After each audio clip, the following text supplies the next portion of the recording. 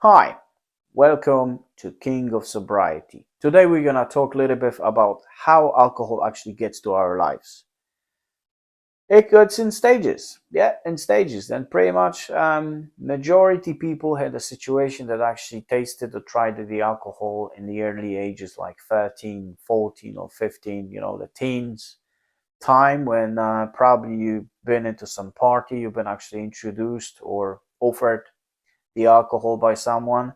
Then definitely in here will be playing a role, kind of a peer pressure, or you want to be the part of the group, so you're not gonna refuse it because everybody is doing it.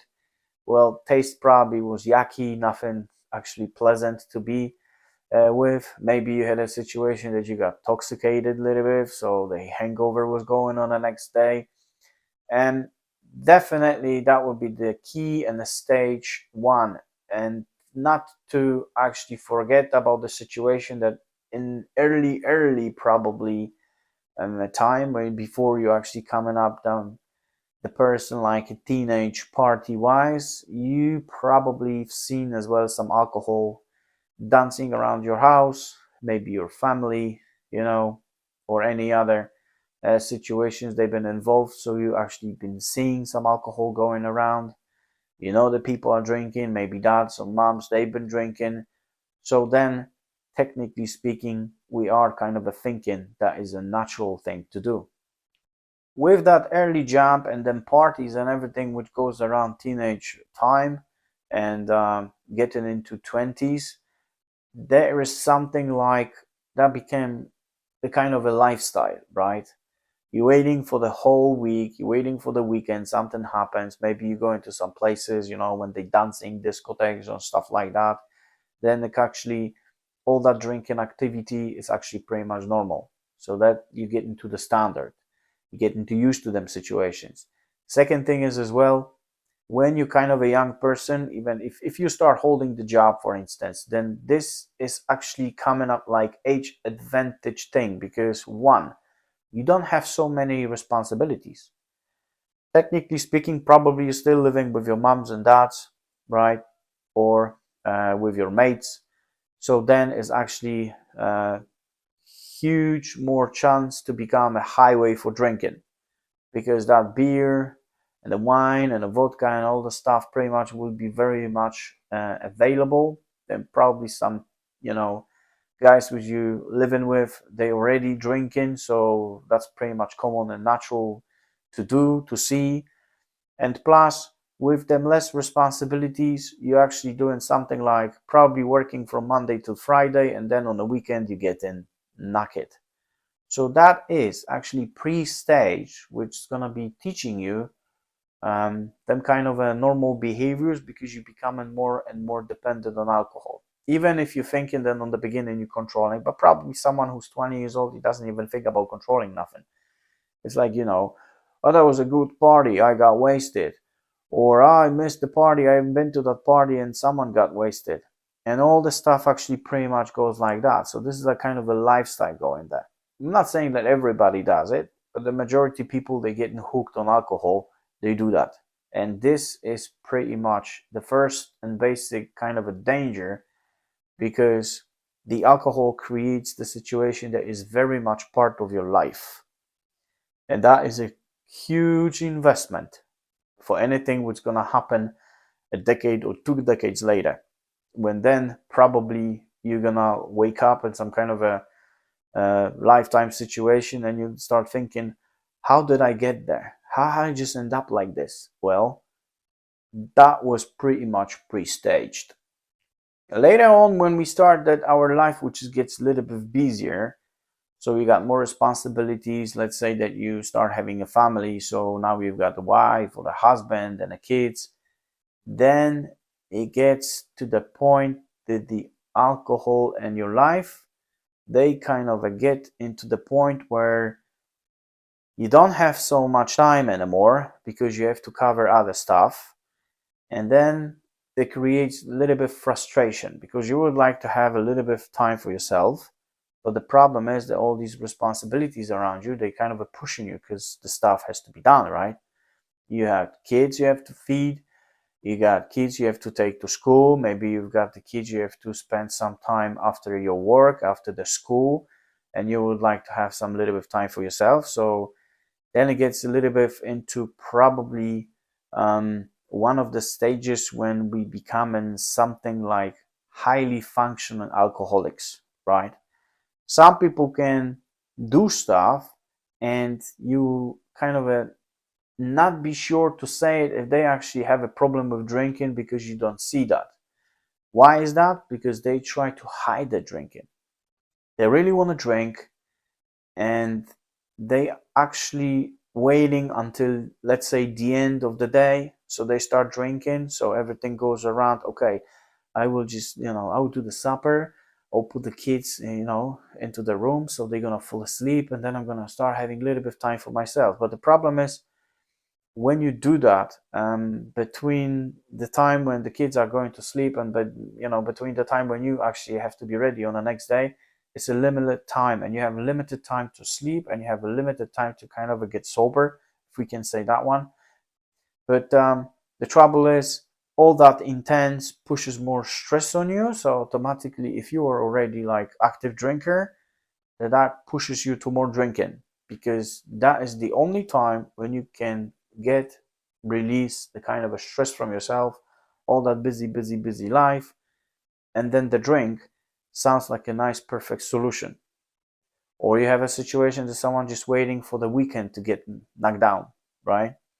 So let's say that you covering bits together, your husband or wife does some bits, you doing some bits, but then on the weekend you kind of try to find definitely time for yourself, and then you're hitting more drinking. And so the weekends very often are becoming very heavy in that perspective.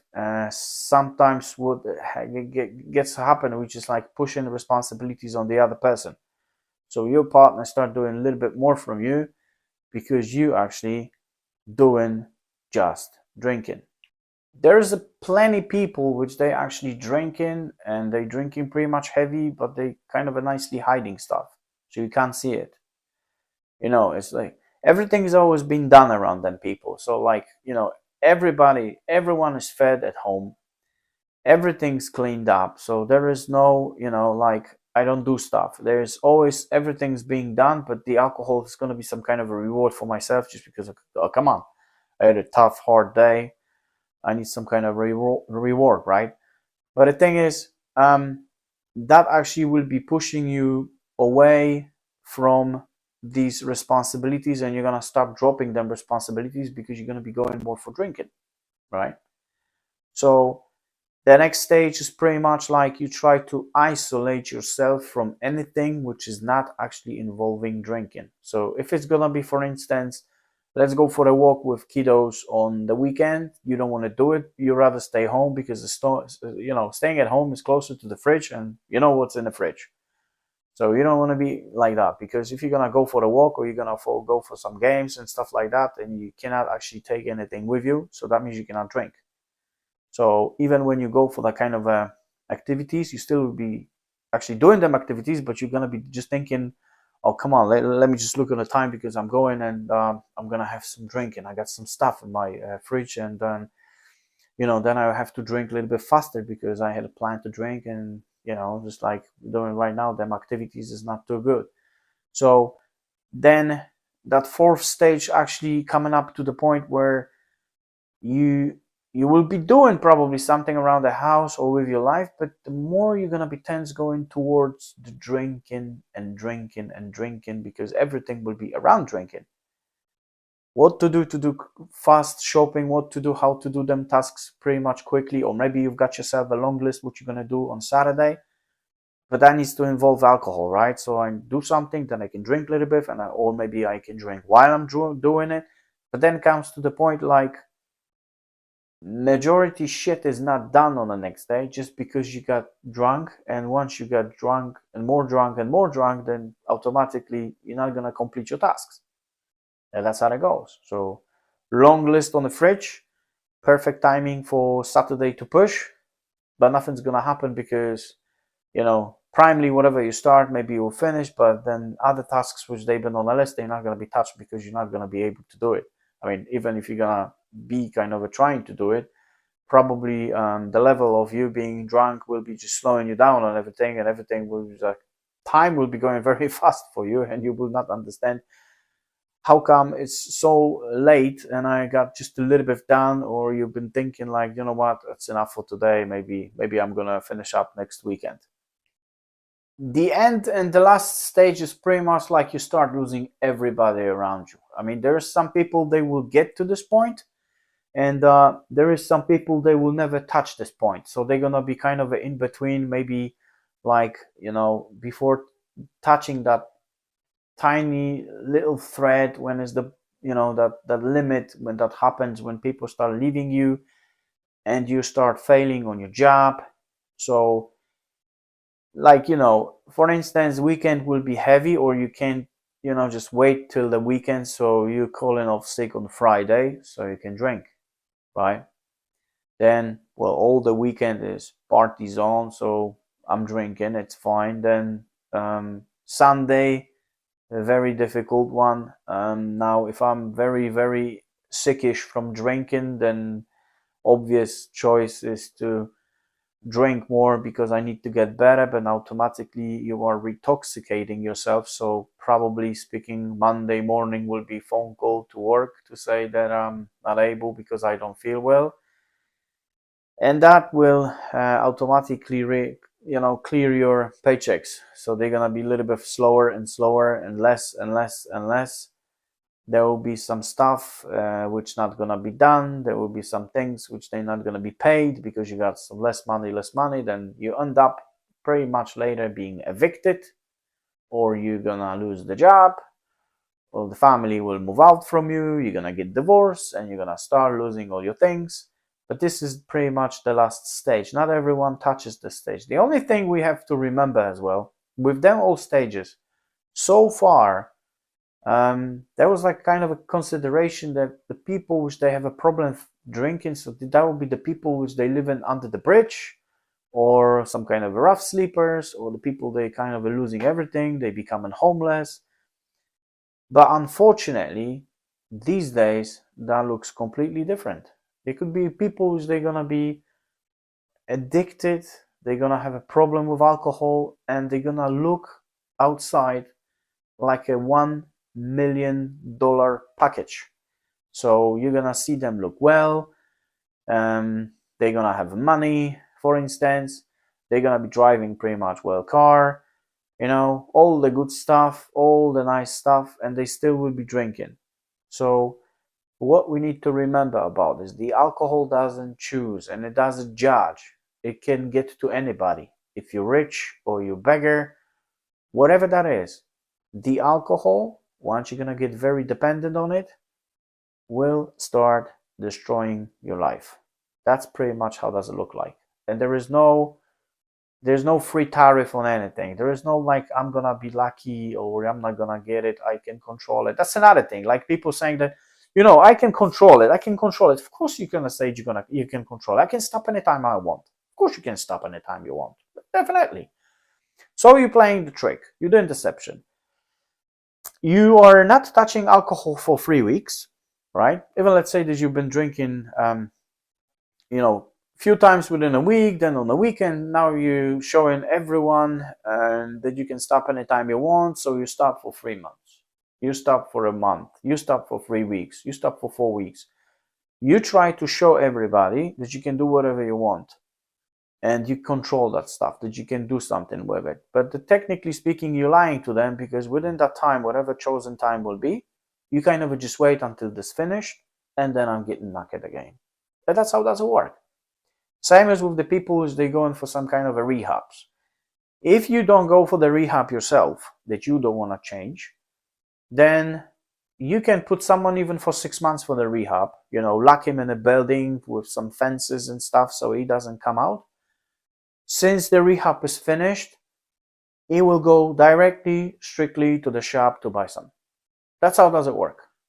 So the same is with, for instance, like if you have some kind of a relapses, you can be away a years and not touching it, and then one fault you go in, you having it, and you're back on the wagon again. No problem. Back on the train, back on the bus, whatever you want to call it.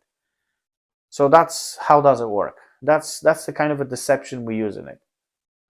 So you have someone who's gonna be telling you that you can stop anytime you want, you can do this, you can do that. So it's for the clarity, that time only gonna be just kind of a waiting time. It's like standing in a queue in a shop and waiting for your time to be served. That's how crazy it gets. The reason why you have them sparks later with your family, because you start drinking more, people around you start seeing that. So you kind of are pushing responsibilities and all these tasks on them, right?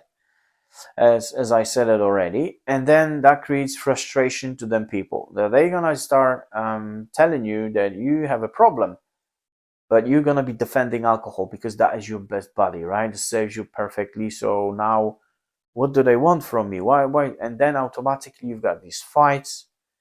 Then, if you think, for instance, that you kind of hiding your drinking, you'd be surprised. Or your family, probably your friends, they already know that you're using too much. So you kind of try to play around them that, I got this, right? There's no problem here. But the trouble is, it is a problem. It is a problem. It was a problem. The problem started somewhere early, then it grew up to bigger, bigger, bigger, and now you've got probably the situation like even it will be something like even if you have some kind of a family meetings, gatherings, or whatever, or even business, parties, whatever you want to call it, then instead of having the situation that you're drinking while the party going, while the gathering is going, very often there are some people which they actually going home and they continue drinking, right? So it's like click in your brain, you start drinking at a party.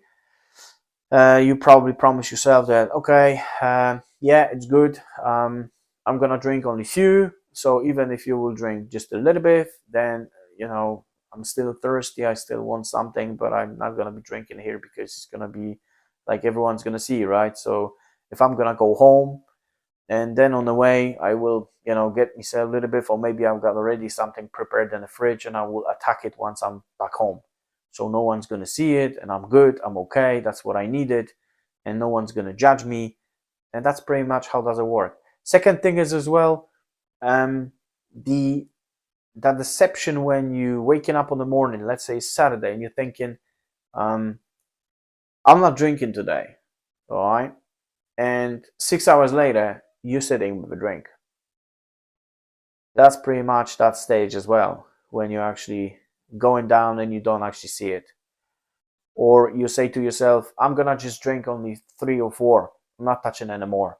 And then you kind of wake up on the next day and you see some kind of a cans around you or bottles and stuff, and or maybe you have a situation that you so much into it that what you do is you drinking through the night, and you know that you're already done, but you actually see that kind of a last beer hanging in the fridge, and you open that beer and you're pouring that beer into a glass or whatever, and then, or whatever that is, and then you're waking up on the next day and you see the full glass because you didn't even touch much. So these situations are actually showing you how deeply you sit in it, but you still try to deny it. Health conditions and recovery, that's playing a major role as well, because if you look from perspective of them years, decades, usually how long it gets to the people. Now, there is a point where you're gonna start feeling crappy. There is a point when you start not sleeping well, and all that is just because your body gets more tired and more tired. That's what it is, basically speaking. So your bodies start giving you kind of a signals. You know what? We can't do this no more. I mean, I can't cope with that, right? It's too difficult for me to deal with this. And then still it comes to something like you're thinking like, I don't want to give up because I kind of like this stuff, if we can call it that way. But then you try to play again lies to yourself. I mean, definitely your organism is telling you, I can't do this anymore, but you still try to, or maybe we can do only 1 beer or 2 beers. You open something and then you don't finish. You start feeling very bad. Your liver is a kind of a pushing you, showing you some signs that, you know what, this is not going well. Your kidneys, it's just like you have some aches and pains there and there, and but you're still going. That's how deception works on us, because you don't want to just basically give up on it.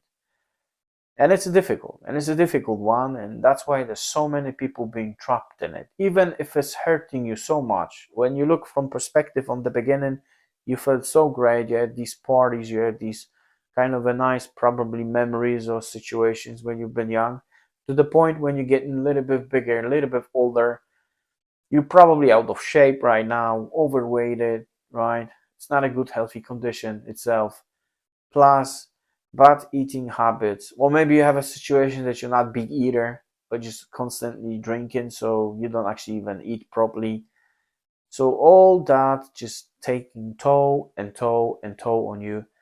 But this is how long it's gonna get in them stages. There's some kind of introduction stage, there's later that stage when you start building up on the usage, on drinking, and then that later stage pretty much can take everything away from you, or even create a situation that you might have some kind of a permanent health problems and issues. That's how difficult it is if we're talking about the alcohol. But it's a funny bit, because when you look on any commercials and stuff, you can always see them people so happy when they drink it, right? They having them, bottles with their hands, they cheering, they celebrating. We know exactly how does it look like. Maybe the first glass looks great, second maybe, but then there's a third, fourth, fifth, and all the crappy stuff starts with it.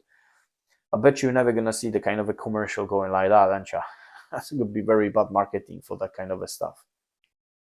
I hope that this video kind of gave you some kind of a understanding where you are, and how that could work.